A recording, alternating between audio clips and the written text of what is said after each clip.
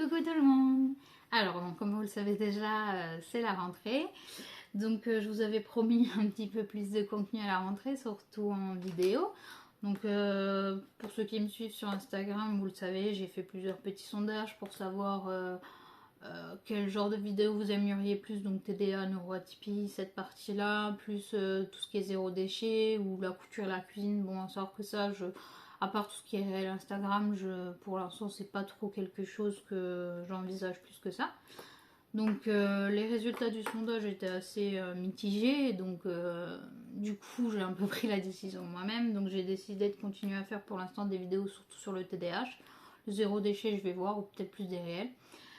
Donc sur le TDAH, justement parce que comme vous le savez c'est quelque chose, une cause qui me tient vraiment à cœur, et j'ai vraiment besoin que les choses bougent. Et surtout si je peux vous aider des gens qui ont vécu la même chose que moi, franchement ça serait super. En plus, ben, je sais que la première vidéo que j'ai fait, bon, c'était pour vraiment tout regrouper mon parcours de vie, faire un gros résumé qui au final dure longtemps, la vidéo elle dure quand même 1h30. Je sais que tout le monde n'a pas la patience de regarder ça, surtout souvent quand on a un TDAH, on n'est pas très patient à ce niveau-là.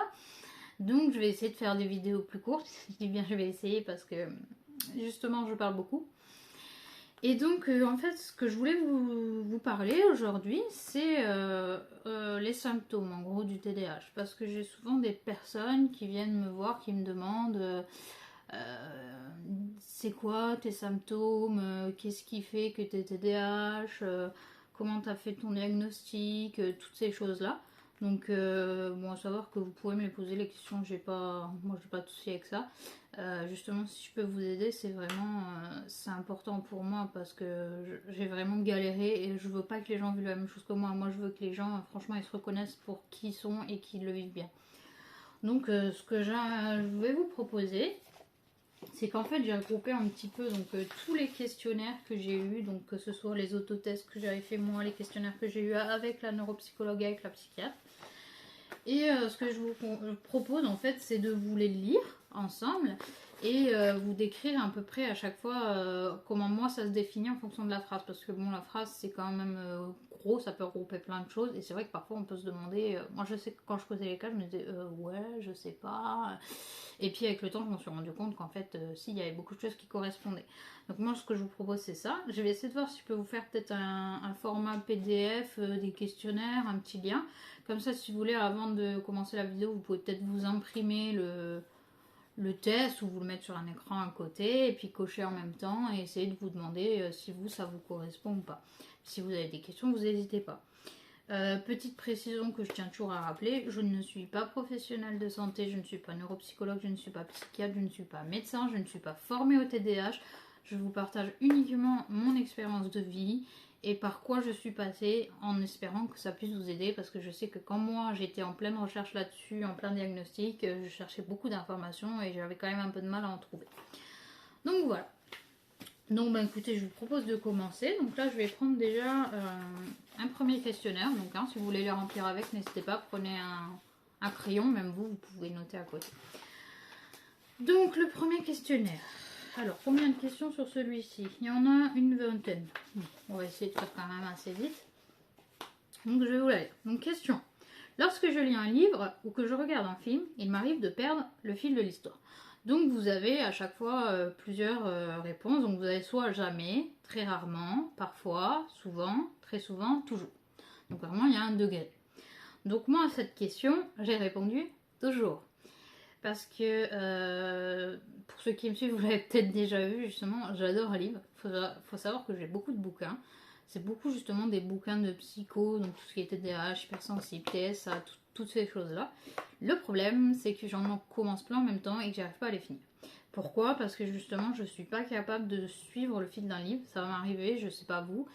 Donc si vous vous reconnaissez là-dedans, quand je lis le livre, souvent je vais lire toute la page ou quelques phrases et je vais me rendre compte arrivé à la fin de la page qu'en fait j'ai lu sans rien lire. Mon cerveau, lui, il a lu, mais moi j'étais complètement ailleurs. Donc j'ai rien retenu de ce qui était écrit. Donc souvent je dois relire plusieurs fois les mêmes phrases, les mêmes pages, ça me prend du temps et à la fin ça me décourage, j'ai plus envie. Soit ça, soit je m'endors carrément. Ça me fait dormir. Je sais que mon papa, une fois, quand je vivais encore chez mes parents, j'étais dans le salon, j'avais commencé à lire un livre, il était monté à l'étage, puis quand il est redescendu, il m'avait retrouvé comme ça avec le livre sur la tête en train de dormir. Donc voilà. Après pour les films, ça dépend. Et je dirais parfois souvent, parce que si vous me mettez une série, un truc qui me captive à fond, franchement, je suis capable de vous bouffer les 10 épisodes en une après-midi. Par contre, si vous mettez quelque chose qui me captive pas trop, ou un film trop long, ou alors juste j'ai pas de niveau de concentration à ce moment-là, je vais pas suivre. Clairement, je vais pas suivre, je vais être ailleurs, je vais regarder mon téléphone, ou je vais regarder mon copain, je vais dire qu'est-ce qu'ils ont dit, j'ai pas compris. Donc voilà, donc ça c'est vraiment pour la première question. La question 2. Donc, il m'arrive d'aller dans une pièce et ensuite d'oublier ce que je venais y faire. Alors là, si on pouvait mettre plus que toujours, je mettrais plus que toujours parce que honnêtement, c'est l'histoire de ma vie. Je demande à mon copain, il passe sa journée à rigoler à cause de moi avec ça. Dès que je rentre dans une pièce, j'oublie. Même avant même de rentrer dans la pièce, hein, parfois j'ai une idée qui arrive. À peine je me lève, j'ai commencé à marcher, je vais me dire qu'est-ce que j'étais en train de faire. Et vraiment, des fois, c'est limite flippant avant de savoir que j'avais TDAH. Je pouvais me demander si j'avais pas Alzheimer, quoi. C'est vraiment, j'arrive dans une pièce, je me dis, mais pourquoi j'étais venue mince, qu'est-ce que je devais faire? C'est. Je vais pas vous cacher, c'est quand même assez agaçant. Maintenant que je le sais, bon, je pense à la rigolade, ça me fait rire. Avant, je me disais, c'est pas possible, t'es trop con. Enfin voilà. J'étais pas très indulgente envers moi-même. Voilà, maintenant, bon, je pense à la rigolade, même si c'est un peu agaçant, surtout quand vous êtes pressé. Donc, oui, ça, honnêtement, c'est tout le temps H24. La question 3. Je décide d'inscrire quelque chose dans un dossier, un cahier ou autre, et le temps d'aller chercher ce dossier, j'oublie ce qu'il fallait y noter, je rencontre cette situation. Alors moi j'ai mis très souvent, parce que justement, souvent moi je fais beaucoup de listes sur mon téléphone, sur des papiers, sur des cahiers, parce que comme je vous dis, c'est un peu pareil que la question d'avant, dès qu'une idée m'arrive en tête, en fait si vous voulez, ça tourne tellement vite, que le temps de prendre un papier pour écrire, j'ai déjà oublié. Donc ça m'arrive parfois, je suis en train de faire des listes et pendant que j'écris une chose, j'ai déjà l'idée de la suivante et le temps que je finisse d'écrire, je l'ai déjà oublié. Donc c'est assez agaçant. Mais comme tout, il y a toujours des techniques, vous pouvez apprendre à gérer ça. Il y a aussi le traitement pour ceux qui veulent prendre le traitement. Comme je dis, moi pour l'instant, c'est pas encore mon cas, j'y réfléchis. Voilà, faut pas désespérer, il y a toujours des moyens de s'en sortir, puis au pire, voilà, on est comme ça, ça ne nous empêche pas de vivre non plus. Ensuite, question 4. Il m'arrive d'avoir des difficultés à prendre note lorsqu'on me dicte quelque chose. Au téléphone, à un cours, à une réunion. Au téléphone, je dirais que non. Parce que de toute façon, il faut savoir que j'ai une phobie du téléphone, donc j'appelle vraiment très très rarement les gens, sauf si j'ai pas le choix, ou alors à la limite mes parents et mon copain. Et donc oui, voilà, j'appelle tellement peu souvent que j'ai rarement besoin de noter des trucs au téléphone. Par contre, dans un cours, oui, parce que comme j'avais parlé dans la première vidéo, moi dans un cours j'étais incapable de suivre et pour prendre des notes, en fait, j'arrivais pas à synthétiser, donc j'étais obligée de tout écrire mot par mot. Alors je peux vous dire que quand vous êtes à la fac dans un amphi de 300 personnes et que le prof il débite des mots pas possibles, si vous écrivez mot par mot, vous n'y arrivez pas. Donc c'était vraiment galère, donc j'avais mal à la main. Alors ensuite, j'éprouve des difficultés à calculer mentalement. Alors oui, totalement. Je suis une bille en calcul mental. C'est une catastrophe. Genre, moi, comme vous savez, je travaillais dans la restauration. Heureusement que la caisse écrivait ce que je devais rendre parce que dès que j'avais fait une connerie, j'avais fait un bug, c'était fini, il me fallait une calculette quoi. C'était ma hantise, je me sentais bête devant tout le monde. Des fois, je suis obligée de demander à mon copain, ça fait combien ça ou ça fait combien. Je demande à Alexa parce que j'ai pas envie de sortir la calculatrice. Là voilà, c'est moi les calculs mentaux. Faut savoir que quand j'ai fait justement le test neuropsychologique, le test de chez la psy, ça c'était très très bas. Alors, ensuite, si on m'interrompt dans une conversation, je ne sais plus où vous en étiez, je rencontre cette situation. Très souvent, voire même toujours. C'est vrai que souvent, quand je parle, je vais parler, puis je vais plus savoir ce que je dis. Vous l'avez déjà remarqué peut-être dans les vidéos, même là ça arrive d'arriver, des fois je parle, et puis j'ai un gros blanc, je sais plus à quoi je pensais. Ça m'arrive souvent avec ma maman aussi, des fois on sait plus ce qu'on dit. Donc voilà. Donc oui, ça m'arrive, il faut pas me couper. Alors ensuite, question 7. Après avoir accroché le téléphone, je ne me rappelle plus toutes les informations qui m'ont été transmises. Par exemple, des amis m'invitent à dîner, je raccroche et me rends compte que j'ai oublié la date de l'invitation. Ça je dirais jamais ou très rarement, parce que comme je vous l'ai dit encore avant, je suis rarement au téléphone, je fais quasiment tout par message, donc je retrouve tout par message. Et quand c'est le cas, j'essaie de bien écouter, de tout noter tout de suite. Donc je dirais plus que le risque, c'est plus que je perde le papier où j'ai noté ce que je devais faire ou la date à laquelle je devais aller à un rendez-vous. C'est plus ça mon problème. Après, question 8. J'oublie l'endroit où je viens de déposer un objet quelques instants auparavant. Par exemple, je veux suspendre un cadre, je dépose mon marteau afin d'aller chercher des clous. Je reviens, je ne sais plus où j'ai mis mon marteau. Très souvent, toujours. C'est vraiment, je perds tout le temps mes affaires. Mon copain à chaque fois il rigole aussi. À chaque fois je dis, il est où mon téléphone, elles sont où mes lunettes, où j'ai mis mes clés, mais où est-ce que j'ai encore mis ça, mais c'est pas possible. Je perds toutes mes affaires. Pareil, oui, en couture, des fois, je vais faire un truc, je pose un ciseau, le découvre vite à un endroit et je reviens, je dis, mais c'est pas possible, il est passé où, il était là il y a 2 secondes, puis je m'énerve. Donc, ouais, si. Après, question 9. J'effectue une action de manière automatique et tout de suite après, j'ai oublié si je l'ai fait ou non. Par exemple, je ne me rappelle plus si j'ai salé ou non les pads, si j'ai refermé ma clé ou non la porte de ma voiture. Je rencontre ce genre de difficultés toujours. Alors, rien que pour la porte de ma maison, je suis capable quand je pars de vérifier 4-5 fois si j'ai fermé. Parce que je suis tellement ailleurs que je sais plus si je l'ai fait. Ma voiture, pareil, je vais regarder 2-3 fois, même quand je vais continuer à marcher, je vais appuyer sur le bouton pour être sûr. Plein de petites choses comme ça. Oui, pareil pour les repas, ça m'est déjà arrivé de plus savoir que dans ma pâte à pizza si j'avais mis le sel ou pas. Enfin, plein de petites choses comme ça. Donc, je dirais très souvent quand même. Ensuite, question 10. J'espère que je vais pas trop vite. J'essaye justement de ne pas faire une trop longue vidéo. Alors, je choisis un programme télévisé une fois le magazine refermé et j'ai oublié sur quelle chaîne il se déroule. Alors moi j'ai rien mis, même jamais, parce que je regarde plus le programme télévisé. Ça, je pense que c'était surtout avant avec les magazines. Moi c'est vraiment, je regarde la télé, je regarde ce qu'il y a et puis voilà. De toute façon je regarde pas beaucoup la télé, on regarde plus les plateformes Netflix, Disney+, tout ça, donc non, je ne saurais pas répondre à cette question. Peut-être que vous pourrez, ou peut-être en rapport avec autre chose. Alors, question 11. Je viens vers une personne pour lui transmettre un message. Elle me parle d'autre chose et j'oublie mon intention première de lui transmettre le message. Moi, je l'ai mis parfois parce que oui, des fois, ça peut m'arriver que je viens pour quelque chose. Au final, on parle de quelque chose d'autre et j'oublie. Mais en général, ça m'arrive pas trop souvent parce que je suis peut-être pas souvent confrontée à cette situation. Je pense que c'est ça tout simplement. Voilà pour la question 11. Question 12. Dans une conversation, il m'arrive de répéter plusieurs fois la même chose. Oui, souvent, même très souvent. On me dit souvent que je radote, que j'ai déjà dit ça, que c'est vrai que souvent j'aurais dû. Je crois même que si c'était mes parents ou mon copain, ils me diraient non, non, c'est pas souvent, c'est toujours. Donc, oui, je rabâche beaucoup la même chose. Parce que soit je sais plus si je l'ai dit, soit j'ai besoin de le redire. Alors, question 13. Je consulte l'annuaire téléphonique afin de rechercher un numéro. Une fois ce numéro trouvé, je referme l'annuaire, puis me rends compte que j'ai oublié le numéro. Alors, je dirais pareil que la question 10 sur le programme télévisé, je n'utilise plus d'annuaire. Ça devient de plus en plus rare. Donc, je ne saurais pas vraiment répondre à cette question. Je pense que parfois, oui, pour d'autres choses, je peux regarder une recette ou des choses comme ça. Et puis, je me rends compte qu'une fois que j'ai refermé la recette, j'ai complètement oublié. J'irais plutôt à la limite ça. Il faut essayer de trouver quelque chose qui peut correspondre plus pour maintenant. Parce que c'est vrai que l'annuaire, c'est assez rare quand même maintenant. Alors, question 14. Si on m'interrompt dans une tâche, il m'arrive de ne plus savoir où j'en étais. Alors, oui, ça m'est déjà arrivé. Encore ce matin, par exemple, j'étais en train de changer les plaids de mon canapé. Donc j'ai enlevé le premier plaid, j'ai été distraite, je sais plus, je crois par le chat et je parlais à mon copain. J'ai été lancer la machine, je me suis rendu compte peut-être 2 heures plus tard que j'en avais laissé un. Donc oui, plein de petites choses comme ça. Des fois je commence un truc, on va me parler, ou je vais me dire ah, faut que je fasse ça, puis je vais complètement oublier de finir. Donc oui, même quand j'étais au boulot, avant ça m'arrivait par exemple, j'avais une commande Uber Eats, plus une commande d'un autre client, je commençais à préparer son sac.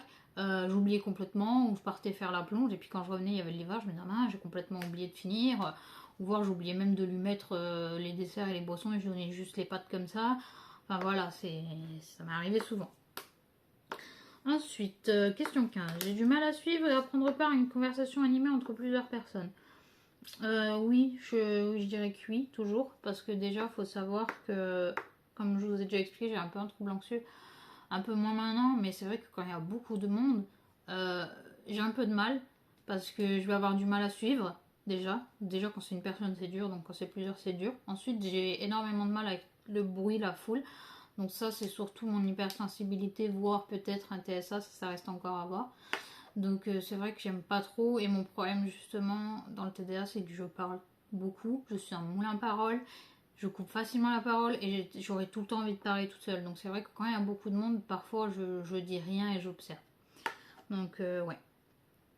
Question 16. J'ai des difficultés à suivre les informations à la radio. Le journal par exemple.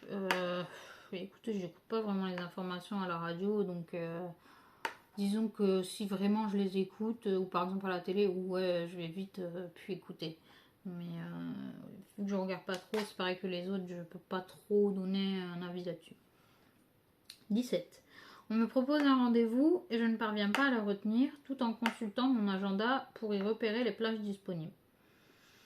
Je dirais que non, parce que non, j'arrive en général à faire les deux. Je vous dis, le plus gros risque, c'est plus que je perde là où j'ai noté le papier. C'est vrai qu'en général, moi, justement, les rendez-vous, et ça, c'est souvent ce qu'on dit, on appellera de la surcompensation, j'ai tendance à m'en rappeler, à les garder en tête, parce que justement, j'ai tellement peur d'oublier que je les garde en tête, je les garde en tête, je les garde en tête. Mais parfois, je garde juste la date et pas l'heure. Et je perds le rendez-vous où il y a l'heure. Donc, par exemple, là, je sais que dans la semaine, il y a un rendez-vous, je crois. Il faut au tout prix que je retrouve le papier parce que je suis plus tout à fait sûre et je sais même plus c'est à quelle heure. Donc voilà. Numéro 18. Lorsque je bricole et que je prends une mesure avant d'effectuer une découpe ou toute autre opération, je prends l'outil, m'apprête à commencer, puis me rends compte que j'ai oublié la mesure exacte. Ouais, souvent, très souvent, c'est vrai que ça m'arrive souvent en couture. Je vais mesurer quelque chose, je vais regarder un truc sur une vidéo, sur un patron, et puis je vais revenir vers mon truc, et puis il va falloir que je recommence parce que j'aurais oublié. Donc, ouais, je dirais souvent, peut-être pas très souvent, c'est pas tout le temps le cas, mais souvent. Question 19.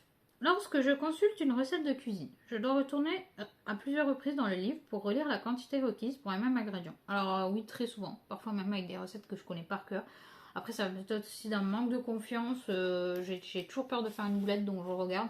Mais c'est vrai que des fois, je suis tellement tête en l'air que je regarde souvent. Surtout quand je double ou que je diminue les quantités. Surtout doubler, ça m'arrive de doubler le début et doubler la fin. J'ai déjà fait des petites boulettes comme ça. Bon, au final, c'était bon, ça va manquer des recettes. Hein. Mais ouais, ça m'arrive. Donc, ouais, quand même. Après, c'est quand même un point fort que j'ai la cuisine et j'ai appris quand même avec le CAP, donc ça va encore. Ensuite, dernière question. Question 20. Je ne parviens pas à participer à une conversation tout en menant à bien une activité à plusieurs étapes. Par exemple, la préparation du café. Alors, je dirais très souvent. Par exemple, quand j'étais au boulot, donc je faisais justement des cafés. Et souvent, donc les gens, je prenais leur commande, alors ils allaient me demander un croissant, un café et un petit verre d'eau froide, par exemple, pour leur café. Souvent, je faisais le café, puis le client, il me parlait. Puis moi, toute contente, je mettais mon café sur le plateau, j'ai donné le client, il disait, ah voilà, bon après-midi, et toi, il me disait, bah, il est où mon croissant? Ou il est où mon verre d'eau froide? Et j'oubliais très très souvent parce que j'étais ailleurs en l'écoutant et j'oubliais. Ouais, même à la maison, je sais que l'autre fois j'étais en train de peser mes ingrédients pour ma pâte à pizza et mon copain il me racontait, je crois que c'était sa journée de travail et en fait je l'écoutais et en même temps j'essayais de calculer et j'étais paumée, c'était soit je l'écoutais pas, soit je faisais une boulette dans ma pizza, donc c'était un peu compliqué de jongler entre les deux. C'est vrai que si je fais un truc vraiment où ça me demande de la concentration, si quelqu'un me parle, ça va m'énerver, je vais avoir du mal à l'écouter, ça va me crisper. Donc oui, très souvent quand même. Donc voilà, donc ça c'est le premier questionnaire que j'ai rempli. Là, je dirais que c'est beaucoup tout ce qui est attentionnel. Donc là, je vais quand même vous parler du deuxième. Alors, ça fait quoi, 20 minutes? Alors, on va quand même essayer de parler du deuxième. Parce que ça parle quand même un peu aussi de l'hyperactivité. Donc, je vais vous faire un petit tour vite fait. Et puis après, on s'arrêtera là quand même parce que je vais pas vous tenir la grappe pendant 2 heures.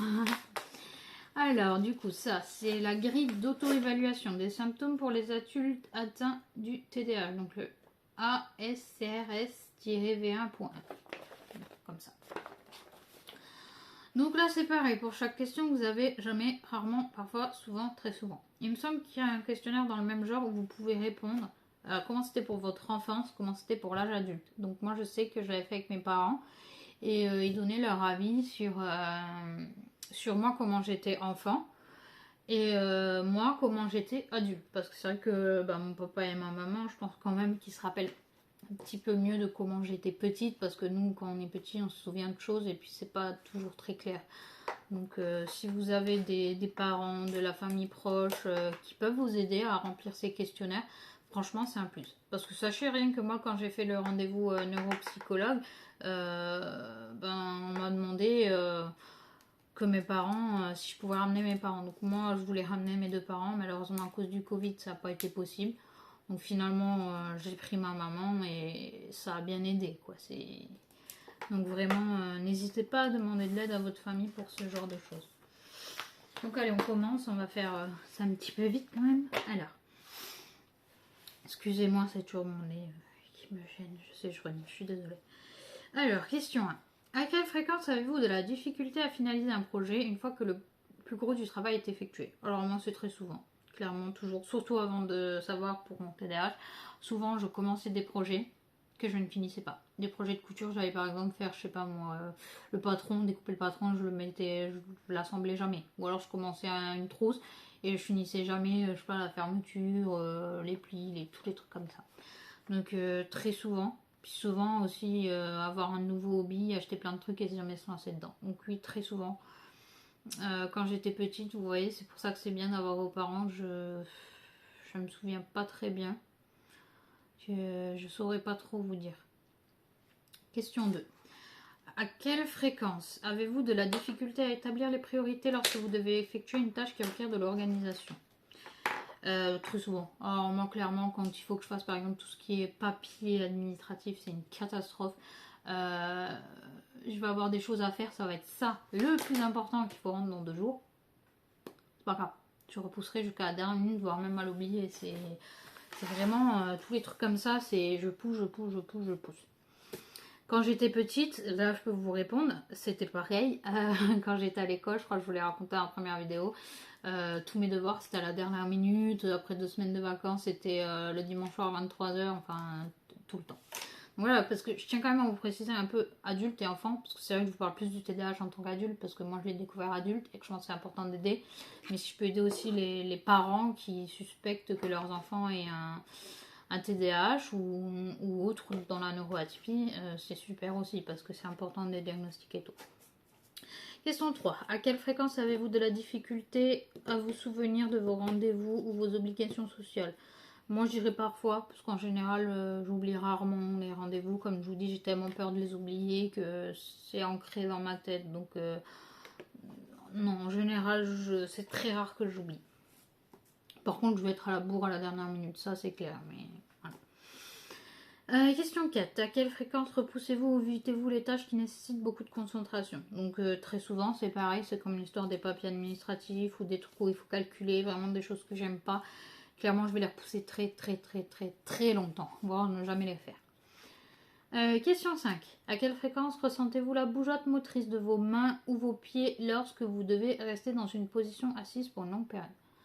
Donc je pense que je n'ai pas besoin de répondre à cette question, parce que je pense que vous avez remarqué que depuis le début de la vidéo, j'arrête pas de toucher à tout. Je ne peux pas rester comme ça et attendre. Je suis tout le temps en train de tripoter des choses, bouger mes mains, trembler avec les pieds. C'est clairement, c'est encore plus que très souvent, c'est tout le temps.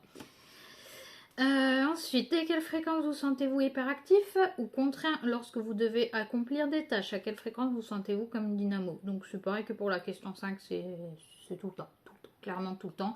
Même quand je suis fatiguée et que je vais être, comme on dirait, hypoactif, j'ai quand même le cerveau en ébullition et c'est très frustrant parce que le corps est fatigué, il a besoin de se reposer, mais votre cerveau, lui, il veut continuer toutes ses idées. Donc voilà. Question 7. À quelle fréquence, lorsque vous devez travailler sur un projet long et ennuyant, faites-vous des fautes d'inattention? Clairement pareil, très souvent. Donc parfois quand je vais coudre des choses qui m'intéressent pas trop, que j'ai pas envie, que c'est quelqu'un qui me l'a demandé, ou parce que j'en ai besoin, ou que c'est par exemple comme les petites lingettes démaquillantes que j'ai cousu plus de 200 au bout d'un moment, voilà. Ça va m'arriver souvent de me rendre compte que j'ai mis le tissu à l'envers, que j'ai cousu sur la fermeture, plein de petites choses comme ça, quoi. Donc souvent je couds, je découds, je couds, je découds.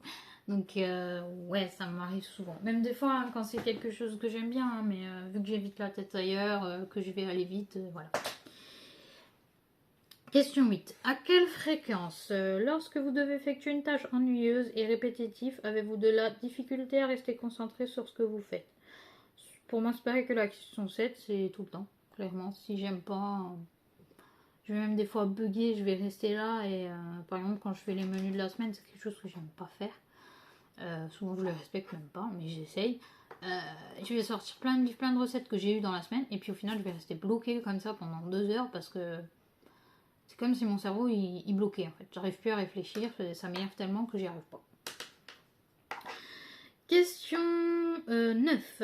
À quelle fréquence avez-vous de la difficulté à rester concentré sur ce que les gens vous disent, même lorsqu'ils vous parlent directement? Alors ça, clairement, tout le temps.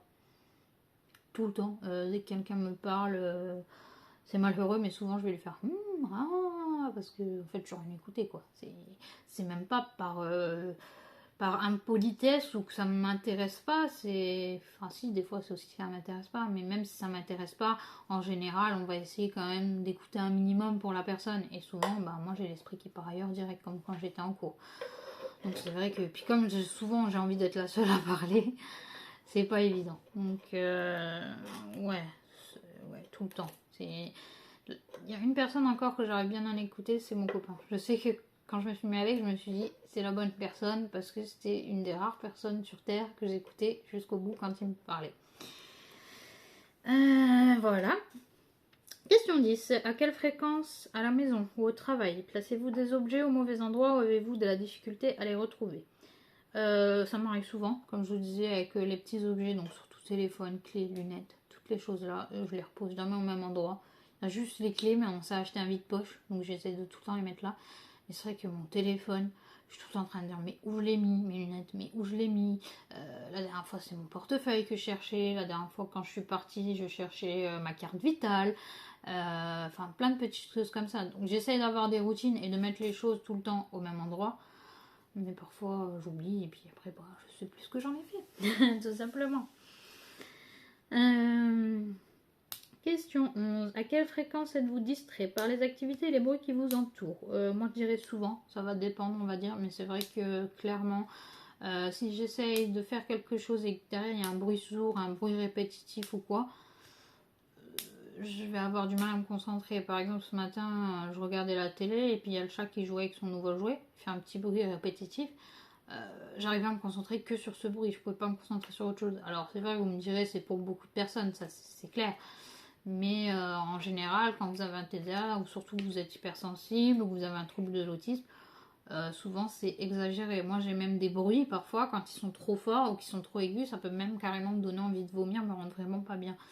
Donc ouais, ça me déconcentre. Si vous êtes par exemple au restaurant, que vous parlez avec la personne avec qui vous êtes et que derrière il y a des gens qui parlent, vous êtes capable d'écouter en même temps ce que les autres disent derrière parce que ça, vous faites pas exprès, ça vient tout seul et vous n'arrivez pas forcément à écouter la personne en face de vous. Donc oui, souvent. Ensuite, question 12. À quelle fréquence devez-vous quitter des réunions ou d'autres situations au cours duquel vous devez rester assis? Moi je dirais souvent. C'est vrai que dès que je dois rester assis, c'est vrai que j'aime bien me lever et pouvoir bouger parce que si je le fais pas, clairement, je vais gigoter. Donc en plus, je suis une Miss Pipi, je vais souvent aux toilettes. Parfois, ça m'arrive même d'y aller sans avoir une grosse envie, juste parce que j'ai besoin de me lever de 2 minutes, de bouger, de m'isoler un peu. Donc ouais, si je peux me lever, vraiment, je me lève parce que après j'essaye de rester parce qu'on m'a appris, on se lève pas comme ça, tout ça, mais je vous le dis, il y a toute la table qui tremble, je vais être comme ça à trembler parce que je supporterai pas de rester assise. Ensuite, question 13. À quelle fréquence vous sentez-vous nerveux ou agité? Clairement tout le temps, à peine je me réveille, c'est bon, j'ai tout le cerveau qui tourne à fond la caisse, je suis tout le temps, comme je vous dis, en train de gigoter, de courir partout, de faire quelque chose. Je peux pas rester calme, zen, à rien faire. Si quasiment impossible. C'est pour ça que j'ai beaucoup de mal à me détendre. Donc si vous avez déjà beaucoup de mal à vous détendre et à accepter de vous poser, de ne rien faire, que même quand vous êtes reposé, vous avez le cerveau qui tourne à 1000 à l'heure, posez-vous des questions quand même. Après, ça peut être autre chose, hein. Ça peut être de l'HPI, voilà, vous pouvez aussi être juste dans une période où vous êtes très angoissé. C'est pour ça que, pardon, vous voyez, par exemple, là j'ai entendu une moto et j'arrivais plus à gérer. Donc, ouais, du coup, voilà, vous voyez, j'ai du mal à redire où j'en étais. Oui, c'est pour ça que les questionnaires sont importants parce que déjà vous allez faire un questionnaire de TDAH, vous allez faire d'autres questionnaires, ça ne va pas les faire parce que c'est trop long et franchement je ne saurais pas vous les décrire plus que ça. Vous allez faire plein de questionnaires sur la dépression, sur les troubles bordéline, sur la bipolarité, toutes ces choses-là, stress post-traumatique pour vérifier que votre problème, il n'y a pas d'autre chose parce que les problèmes de concentration, ça peut aussi venir de choses comme ça, même parfois de maladies, donc il faut vraiment qu'ils puissent faire la part des choses. Donc voilà. Ensuite, où j'en étais? À quelle fréquence, lorsque vous avez du temps pour vous, avez-vous de la difficulté à décompresser ou à relaxer? C'est exactement ce que je viens de dire, c'est tout le temps, c'est... moi, me relaxer, je sais pas ce que c'est. J'y arrive très très rarement. Même quand je me pose, que je vais faire la larve dans le lit pendant une journée, j'arrive pas à me reposer. C'est impossible. Même quand je rêve, je fais des rêves de ouf. Mon copain me dit toujours, mais ça va la drogue ou je pourrais écrire des scénarios à moi toute seule tellement ça tourne. 15. À quelle fréquence monopolisez-vous les gens lorsque vous vous rencontrez dans des rencontres, lorsque vous vous retrouvez dans des rencontres sociales? Clairement souvent, vu que je parle. Même moi, je vous jure, des fois, je me saoule. Donc, à part quand je suis vraiment timide, que je connais pas, que je vais rester à l'aise, je vais pas parler. Mais une fois que je suis à l'aise et que je me mets à parler, je parle tout le temps. Question 16. À quelle fréquence, lorsque vous conversez avec des gens, avez-vous tendance à terminer leur phrase avant qu'ils ne puissent le faire? Très souvent. Souvent, oui, je vais finir les phrases. Par exemple, quand j'étais au boulot, ma chef, elle me disait quelque chose et je la finissais avant même qu'elle ait fini. Des fois, j'avais juste, des fois, j'avais totalement faux. Donc, ouais, ça m'arrive souvent. Les gens parlent et je finis les phrases avant. Et c'est vrai que je m'en rends pas forcément compte sur le coup, mais je pense que c'est assez énervant. Je pense que si on me le fait, ça m'énerverait. Donc, ouais, c'est pas marrant non plus. Ensuite, à quelle fréquence avez-vous de la difficulté à attendre votre tour lorsque vous vous retrouvez dans une situation nécessitant d'intervenir à tour de rôle?